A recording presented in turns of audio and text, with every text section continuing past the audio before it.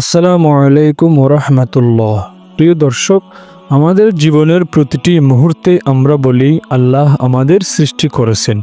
আমরা নামাজে তার সামনে দাঁড়াই, দোয়ায় তার কাছে হাত তুলি, বিপদে পড়লেও আমরা বলি হে আল্লাহ আমাকে বাঁচাও।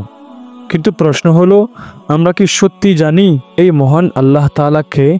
তিনি আসলে কি করেন আর তিনি কোথায় আছেন? আজকের ভিডিওতে আমরা কোরআন ও হাদিসের আলোকে এই বিষয়গুলো জানব, যা জানলে আমাদের ঈমান দৃঢ় হবে, জীবন শান্তিতে ভরে উঠবে এবং আখিরাত সুন্দর হবে ইনশাআল্লাহ। প্রথমেই আমরা জানব যে মহান আল্লাহ তাআলা কে। আল্লাহ তাআলা হলেন আসমান ও জমিনের একমাত্র স্রষ্টা। তিনি ছাড়া আর কোনো উপাস্য নেই। পবিত্র কোরআনে বলা হয়েছে, বলো তিনি এক ও অদ্বিতীয়, তিনি কাউকে জন্ম দেননি আর তাকেও জন্ম দেওয়া হয়নি, আর তার সমতুল্য কেউ নেই। এই আয়াতেই আল্লাহ তাআলার পরিচয়ের সারমর্ম পাওয়া যায়। তিনি এক, তার কোনো শরিক নেই। তিনি কারো উপর নির্ভরশীল নন, বরং সবাই তার উপর নির্ভরশীল। তিনি জন্ম দেননি, তাকেও জন্ম দেওয়া হয়নি, অর্থাৎ তিনি সময়, স্থান, বংশ, পরিবার সব কিছুর ঊর্ধ্বে। তার সমকক্ষ আর কেউ নেই। আমাদের জীবনে যেসব শক্তি, যেসব ক্ষমতা আমরা দেখি, যেমন রাজা, ক্ষমতাশালী শাসক, ধনী মানুষ, সবই ক্ষণস্থায়ী, কিন্তু আল্লাহর ক্ষমতা চিরস্থায়ী, অশেষ ও সীমাহীন। প্রিয় দর্শক, একবার চোখ বন্ধ করে ভাবুন, আকাশের অসংখ্য তারা, সূর্য, চাঁদ, পাহাড়, পর্বত, সমুদ্র, ঝর্ণা, সব কিছু এক স্রষ্টার নিয়ন্ত্রণ ছাড়া কি টিকে থাকতে পারে? নিশ্চয়ই না।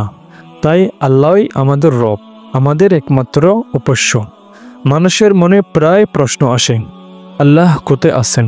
পবিত্র কোরআনে বলা হয়েছে, তোমাদের রব হচ্ছেন আল্লাহ, যিনি আসমানসমূহ ও জমিন সৃষ্টি করেছেন 6 দিনে, তারপর তিনি আরশে সমাসীন হয়েছেন। এর মানে হলো আল্লাহ আসমানের উপরে, তার আরশের উপরে প্রতিষ্ঠিত।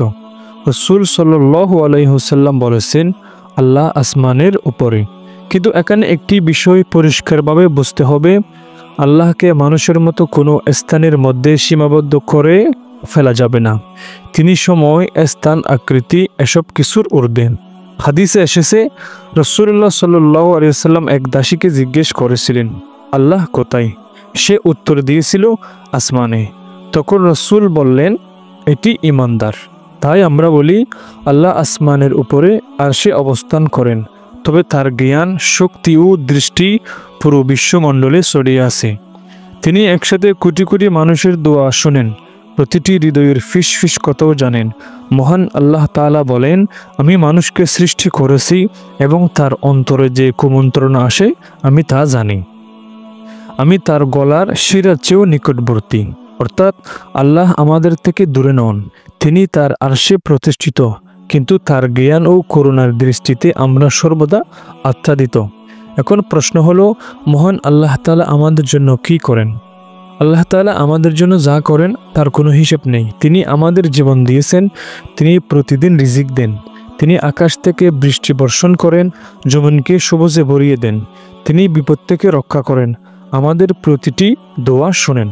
পবিত্র কোরআনে বলা হয়েছে, আল্লাহ তোমাদের সৃষ্টি করেছেন, তিনি তোমাদের রিজিক দেন, তিনি তোমাদের মৃত্যুর বিধান দেন এবং তিনি তোমাদের পুনরায় জীবিত করবেন। প্রিয় দর্শক, আমরা যখন ঘুমাই তখন আমাদের আত্মা যেন শরীর থেকে আলাদা হয়ে যায়। যদি আল্লাহ চাইতেন আর ঘুম থেকে উঠতাম না, কিন্তু তিনি আমাদের আবার ফিরিয়ে দেন। এভাবেই আল্লাহ আমাদের প্রতিটি শ্বাস প্রশ্বাস নিয়ন্ত্রণ করেন। একবার ভেবে দেখুন, আমরা যখন সমস্যায় পড়ি, ব্যবসায় ক্ষতি হয়, প্রিয়জন অসুস্থ হয়, জীবনের দুঃখ নামে, তখন আমরা কাকে ডাকি? স্বাভাবিকভাবেই বলি, হে আল্লাহ আমাকে সাহায্য করো। কারণ আমাদের অন্তর জানে একমাত্র আল্লাহ সব সমস্যার সমাধানকারী।